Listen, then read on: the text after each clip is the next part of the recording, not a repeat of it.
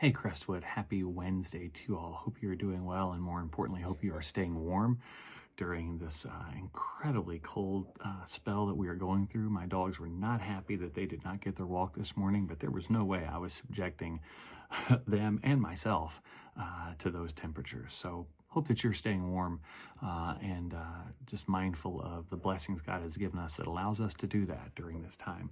I'm honored to bring you this devotional for this Wednesday, January 22nd. Wow, here we go.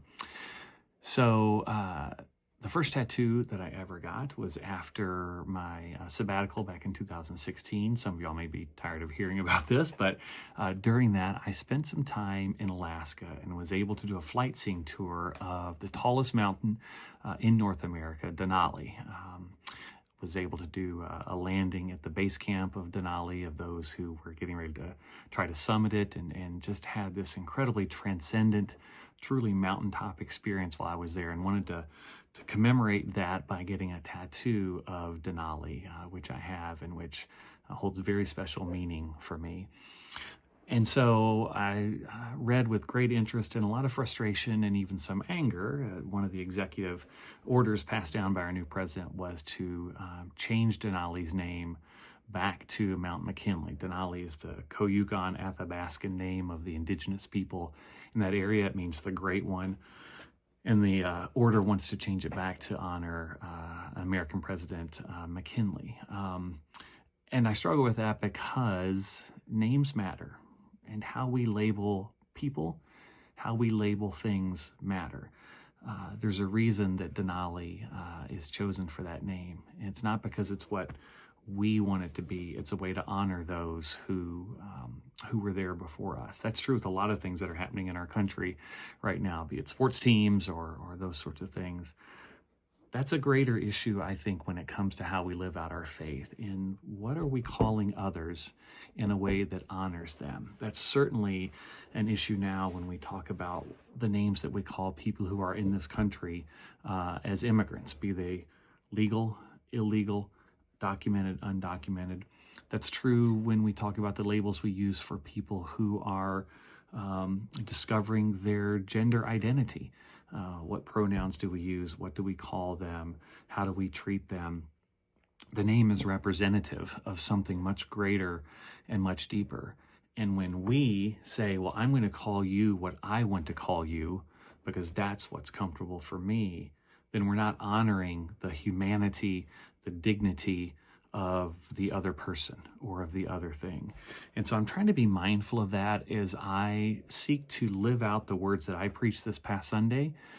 And that is a goal to not just be nice, but to be kind. Because to be kind is other-oriented. It's other-focused. When you're kind to someone, you're not doing what you want or living out your agenda. You are doing what they feel is right for them. You are honoring who they are. That's the crux of the issue for me when I think about Denali and what that mountain was called for so long before it ever got changed to Mount McKinley. That's indicative to me of some of the struggles that are going on in our country right now. What are we calling people, and how are we honoring them, and how we do that?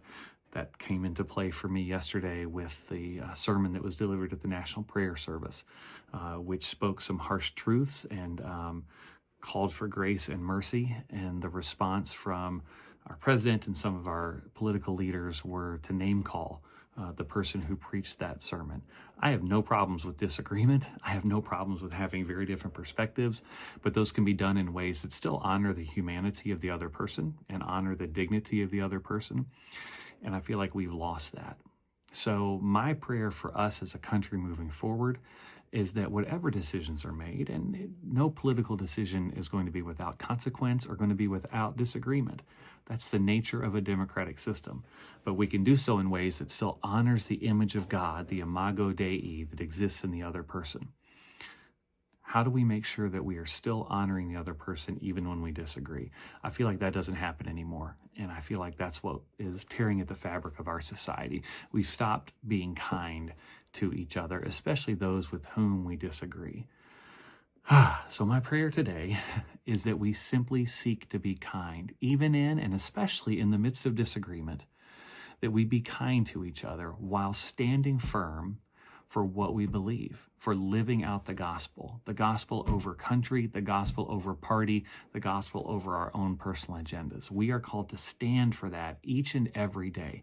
For some of us, that's going to be even more challenging moving forward because there's a sense of hopelessness and despair about some of the decisions that are being made. But the people affected by those decisions need us, and they need our kindness. So if you're feeling hopeless about what's going on, if you're struggling with it, if you're happy with what's going on and you support it, find someone to serve, because there is such a need for that kindness and that other orientation and that focus in our country today. That's my goal, is to seek to be kind to everyone who needs it, especially those who are most affected by what's going on. Crestwood, be the gospel in this time and place today. God bless you.